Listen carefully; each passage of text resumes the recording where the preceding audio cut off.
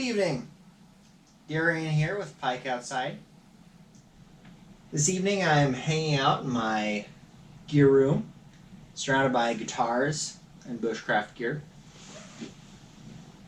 Tonight what I'd like to show you is how to do a paracord wrap on an ESEE Izula knife.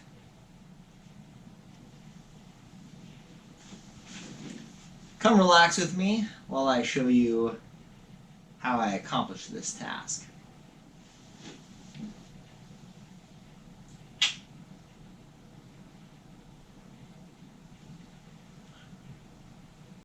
Okay, so what we have here is the ESEE Izula, not the Izula II, but the principle is the same no matter how you do this.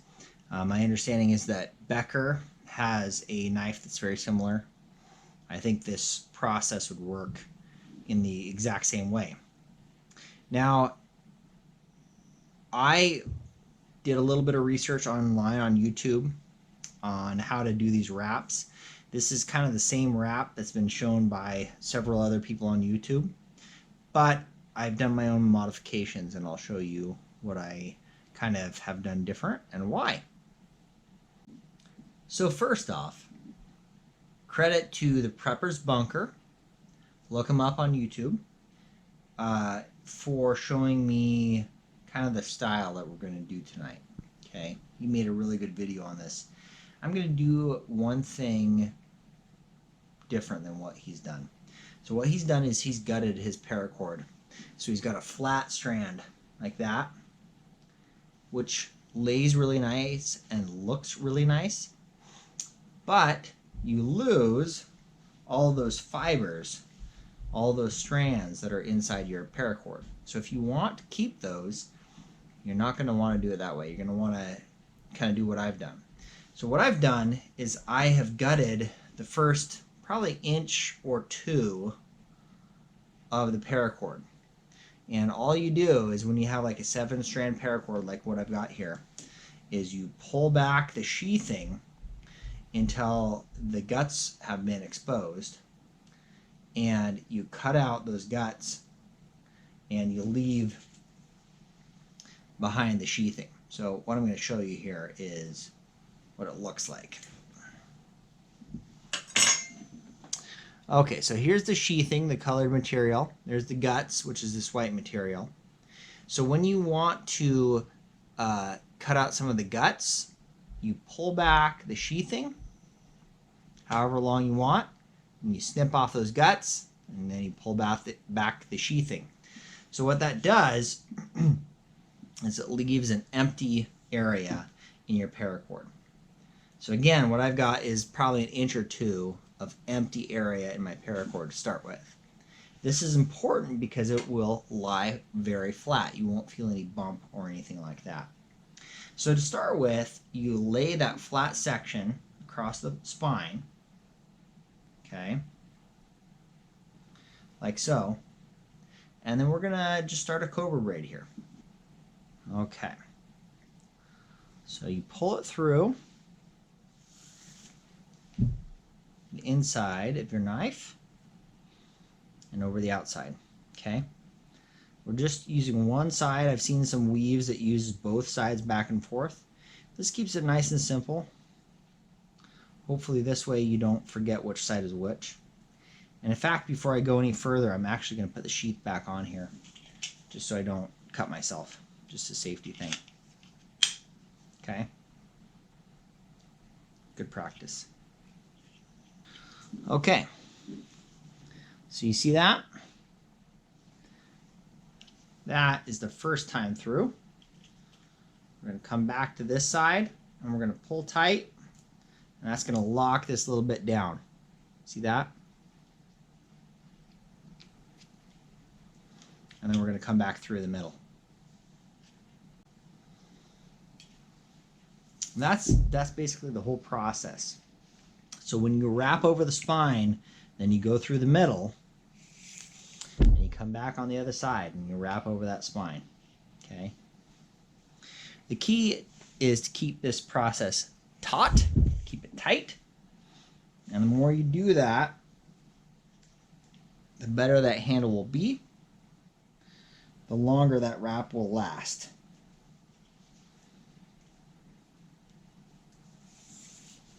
So just keep tightening it up nice and tight there.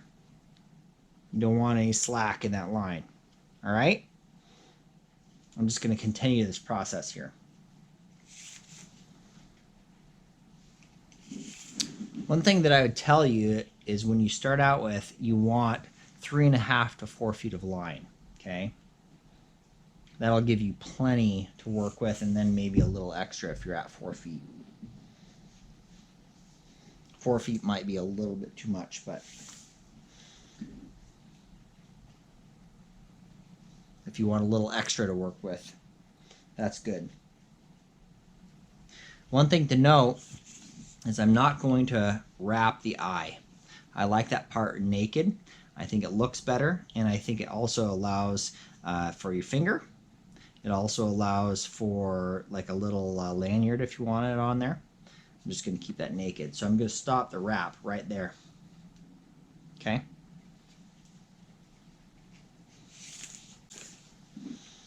As I go along, I keep on pushing these wraps down and yanking on it to tighten it. That keeps these nice and compressed, not a lot of space. Keeps it nice and tight. Keeps the weave hard, not a lot of flex there. Looks good. So this is where I'm at in the wrapping process. On that side and on that side. I'm at the last wrap. I've just got a little bit of gap. I've pushed the paracord down real tight. I've yanked on it real tight. Feels good to me in terms of just tautness. So this is basically my last time through. So what I want to do is poke it through as a loop. What you're going to want to do is have a loop that you can pull through on the one side, and on the other side kind of yank it down. So with my multi-tool, I'm going to just use my can opener, bottle opener, and poke it through.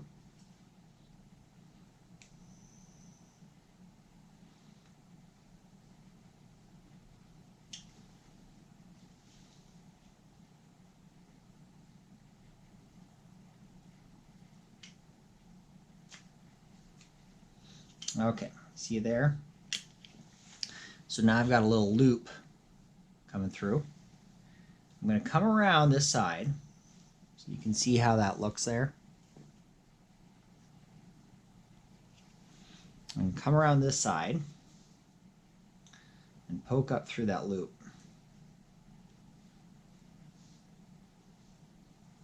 Like so, okay? So this is where we're going to just cinch it down real tight. And again, if you have a multi-tool, this is useful. You can use your pliers to help cinch it down real tight like that, okay? You can use that to yank on it.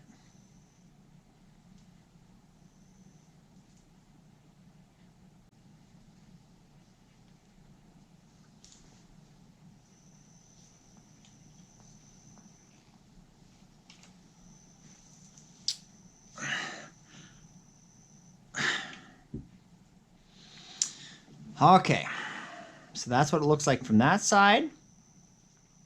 That's what it looks like on that side.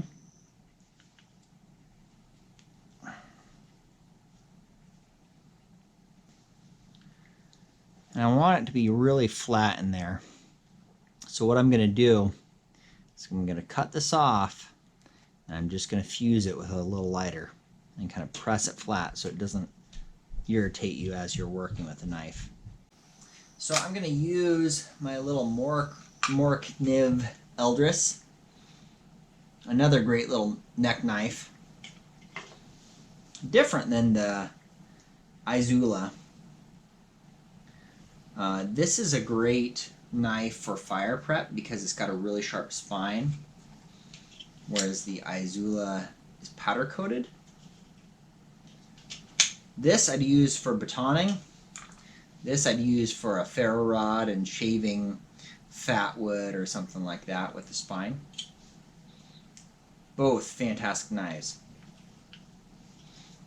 So what I'm going to do is I'm going to very carefully cut this cordage right down to the metal.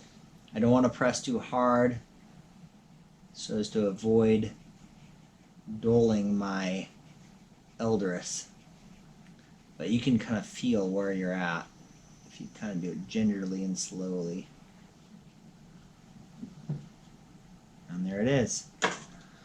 Okay, so that's cut loose. You can kind of see the fibers there. Next thing I'm going to do is open up my Maxpedition EDC kit, pull out my lighter that I carry with me every day, and just fuse those fibers in there.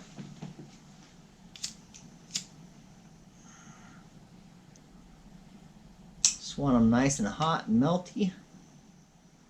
And I'm just going to press it down a little bit. Make sure it's smooth. Once it cools down a little bit, you can kind of press on it with your fingers and it won't hurt you at all. That's how it looks like. Let's take a slightly different look here. So there is the knife in the sheath. There's the fused end. Let's take it out here. That's the full look. So yeah, great knife, great first impressions. I'm hopeful that that paracordage adds a little bit of comfort, but very little weight, very little profile. This is going to be my backpacking knife. I hope you've enjoyed this video. Thanks for joining me on my channel. Again, this is Darian with Pike Outside. I appreciate all your likes, subscriptions, and especially your comments. I've had a lot of really good feedback in comments, positive things, as well as just questions, concerns, comments, ideas, and that's fun. You know, the reason I got into doing YouTube and Instagram and things like that is just to appreciate the outdoors more, to be intentional about getting outside and enjoying nature, and appreciating all the skills and craftsmanship that goes along with that. And your interaction on both Instagram and YouTube is very much appreciated. So thanks a lot, guys, for talking to me and going with me on my journey. And I will keep you up to date. I'll try to get some video content and definitely some Instagram picture content from our upcoming backpacking trip here next month. So stay tuned for that. And as always, be kind, be adventurous, and stay crafty. Stay crafty, my friends. See you next time.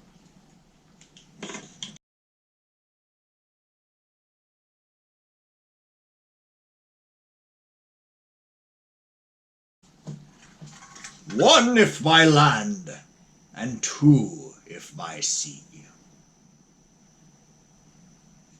Need some work, Liv. They're made in Sweden. The Swedes, man. Those guys know the tundra.